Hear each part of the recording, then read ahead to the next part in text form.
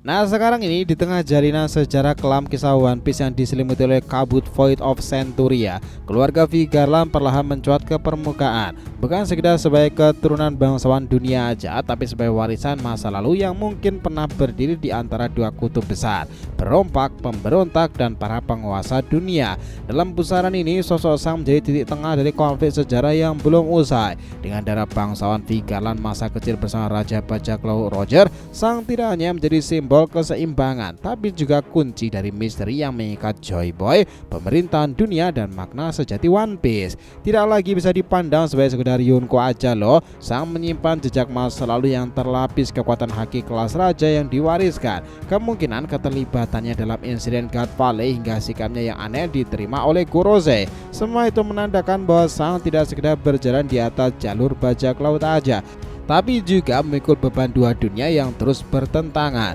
Dan bila teori ini benar ya nakama, maka sejarah bukan hanya akan mengungkapkan siapa Joy Boy yang sebenarnya, tapi juga siapa yang ngebuatnya itu kalah, siapa yang kini mencoba menebus ulang nih. Ini bakal menarik. Selamat datang teman-teman, kita akan bahas alur cerita teori rasional berdasarkan manga update yang sudah ada ya, dengan di sini Joy Boy The Library of Nika. Let's go, kita mulai ceritanya.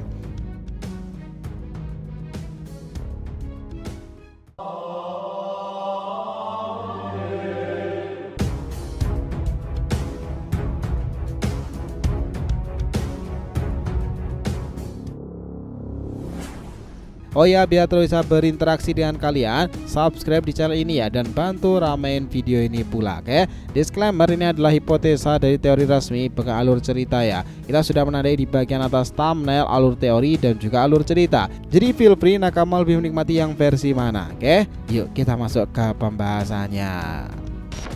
Nah dulu ya nakama, jauh sebelum era bajak laut besar dimulai, keluarga V Garland diyakini berasal dari dunia yang tak sepenuhnya terang atau gelap. Mereka bukan hanya kaum bangsawan biasa, namun juga memiliki darah petualangan laut. Teori ini membuka pintu pada satu hipotesis berani bahwa keluarga V Garland mungkin dulunya adalah bajak laut yang berperan penting dalam sejarah dunia, lalu beralih haluan ke sisi pemerintahan, mirip dengan pengkhianatan keluarga Nefertari terhadap 20 kerajaan saat Void of Century kan? Nah jelas ya, petunjuk tentang asal-usul ini mulai muncul dari sketsa awal Oda yang memperlihatkan karakter mirip Sang dengan penutup mata. Makna tersembunyi di balik nama V Garland. Kata Vix sendiri sering dikaitkan dengan simbolisme mitologi antara kemuliaan dan juga kebobrokan. Sebuah cerminan jelas terhadap keluarga yang mungkin menyimpan dua wajah, satu terhormat di atas Marijoa itu dan satu lagi terkubur dalam kisah bajak laut purba kala itu. Darah bangsawan ini bukan hanya tentang status loh, tapi juga kekuatan pula. Sang adalah salah satu pengguna Housou no Haki terkuat kan? Tak diragukan lagi mewarisi kemampuannya dalam garis keturunan V Garland. Oda pernah menyebut bahwa Housou no Haki muncul dari jiwa raja, memang lahir dengan kekuatan tersebut. Jika benar Sang adalah keturunan langsung dari darah penguasa, maka tak heran kenapa dia mampu menggunakan teknik setingkat Kamusari di usia mudanya, kemampuan yang juga pernah digunakan oleh Roger. Namun ya nakama, misteri terbesar itu adalah asal-usul Sang yang berkaitan dengan insiden God Valley. Dua teori utama muncul. Pertama, Sang mungkin merupakan anak bangsawan dunia yang diculik oleh kru Rocks untuk dijadikan alat tawar. Saat Rocks dihancurkan oleh Garp dan juga Roger, Sang ditinggalkan dan akhirnya diasuh oleh Roger. Teori kedua lebih emosional. Ibunya mungkin seorang wanita biasa dari permukaan dunia, menjalin hubungan dengan Saint Garling untuk menyelamatkan anaknya dari kehidupan brutal di Marijoa. Sang ibu menyembunyikannya dalam peti harta dan mengirimkan jauh dari jangkauan ilmu. Itu yang sering terjadi di kisah One Piece kan, seperti Loki, Ace, dan juga lain sebagainya. Uniknya dalam cerita juga muncul karakter Shamrock kan, diduga sebagai kembaran dari Sang yang tidak menyandang gelar Zein. Ini semakin memperkuat teori bahwa ibu mereka bukanlah naga langit, melainkan wanita dari dunia bawah yang melahirkan anak berdarah campuran. Hal inilah yang membuat Sang begitu istimewa. Ia tidak sepenuhnya mewakili dunia bajak laut dan juga tidak tunduk pada Marijoa. Berdiri di tengah-tengah ya, layaknya bagian jangkar yang disebut sebagai Sang, penyeimbang di antara dua kutub dunia. Ketika ia kehilangan lengannya demi menyelamatkan Luffy, itu bukan karena kelemahan, melainkan simbol bahwa ia telah melepaskan warisan kekuasaan, menanamkan harapan kepada generasi baru. Sebuah pelajaran yang sangat berlawanan dengan kesombongan kesatria suci yang memperlakukan nyawa sebagai angka semata karena mereka merasa abadi. Dan ingat loh, di chapter sebelumnya itu juga setelah diketahui ya, jika di tangan sang itu terdapat sebuah segel. Apakah itu ebis? Jika benar itu adalah segel ebis seperti para kesatria suci, wajar rasanya ya kala itu sang membiarkan tangannya terputus ketika ditelan oleh Seking. Sepertinya sang itu ingin memutus hubungan dengan orang-orang langit itu sendiri. Padahal jika sang mau, dia bisa aja kan melakukan dengan teknik haki dan ngebuat Seking itu ketakutan. But anyway, ini memang perjalanan yang menarik. Konflik internal keluarga Vigarland pun mulai berlanjut. Di satu sisi, sang ngebawa ideal Roger tentang kebebasan dan juga petualangan. Di sisi lain, kemungkinan Shamrock memilih jalan sebaliknya, mendekati Imo dan mungkin mengincar singgasana kosong untuk mengambil alih dunia. Bayangan yang mencerminkan perjuangan Hyogoro di negeri Wano kan, yang berusaha menyatukan ras raksasa dengan darah campuran untuk masa depan yang baru. Pernyataan pun mengarah pada masa lalu. Apakah leluhur Vigarland dulunya lawan dari Joy Boy ya? Jika benar, mereka mungkin menjadi aktor kunci dalam kekalahan Joy Boy 800-an tahun lalu, baik sebagai pengkhianat atau rival yang setara ya. Mungkin mereka adalah bagian dari 20 kerajaan atau malah sekutu Nerona yang kini memegang kuasa mutlak di era Imo. Lalu apakah One Piece sebenarnya kehendak dari mereka yang menolak abadi? Mungkinkah simbol di abadi? Mungkinkah simbol di tengah tengkorak mewakili jiwa yang menentang keabadian yang beku seperti Imo dan naga langit? Mungkin ini semua adalah narasi besar tentang keberanian menolak takdir demi warisan kehendak sejati itu. Nah, sang dengan sejarah kelam dan warisan bangsawan yang tak pernah ia banggakan ya, tampak seperti sosok yang ditakdirkan berdiri di titik akhir perjalanan ini. Ia mungkin bukan raja bajak laut, tapi bisa jadi kunci pembuka gerbang sejarah yang terkunci 800 tahun lamanya. Jika waktunya tiba, ia bisa jadi rela mengorbankan segalanya demi mimpi Roger dan masa depan Luffy kan. Kisah ini ngebuat keluarga Vigarland menjadi lebih dari sekedar nama bangsawan di antara para naga langit. Mereka bisa jadi adalah mata rantai penting dalam memahami sejarah Void Century, kejatuhan Joy Boy dan makna sejati dari harta karun One Piece sendiri kan. Jika udah benar-benar mengarahkan kisahnya ke jalur ini, maka peran sang di akhir cerita akan lebih besar dari yang pernah dibayangkan siapapun.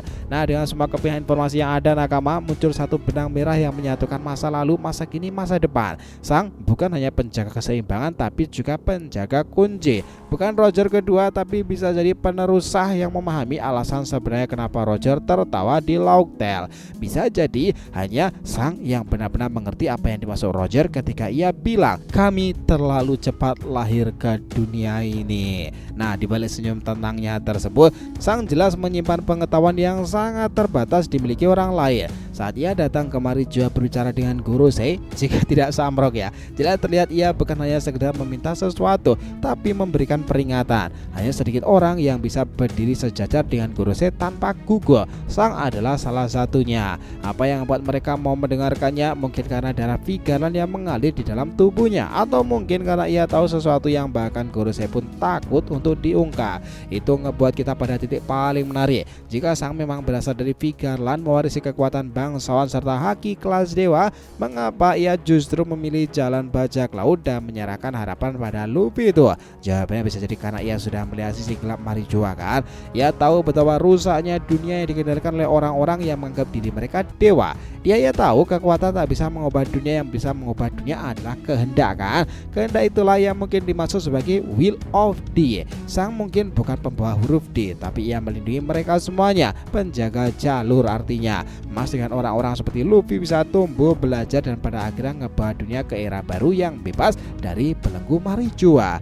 Jika benar One Piece adalah simbol dari semua kehendak yang terbelah selama berabad-abad, maka Luffy adalah pembawanya. Sang adalah penjaga pintu terakhir menuju ke sana. Sementara itu keluarga Vigarland sendiri bisa jadi terbagi dua. Di satu sisi sang yang membela kehendak rakyat kebebasan, di sisi lain mungkin ada Shamrock, tokoh lain yang merupakan kakaknya itu, seperti menjaga sistem pada dunia lama, bahkan mengincar tahta Imo.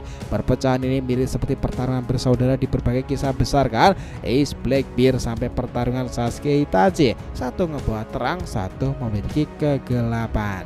Tapi ya nakama, perbedaannya pertarungan ini bukan hanya soal balas dendam atau ambisi. Ini jelas adalah perang ideologi, perang masa depan, dan apakah dunia akan terus dikendalikan oleh segelintir elit yang hidup abadi. atau akan dibebaskan oleh generasi baru yang mewarisi kehendak dari para martir abadi tersebut.